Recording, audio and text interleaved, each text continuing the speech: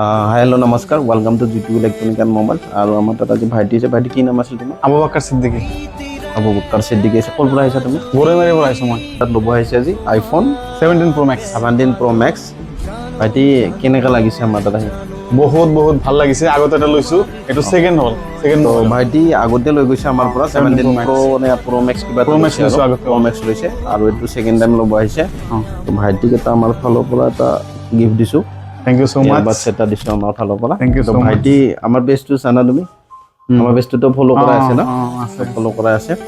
তো ভাইটি ফাইনান্স হৈছে তোমাৰ ফাইনান্স হৈছে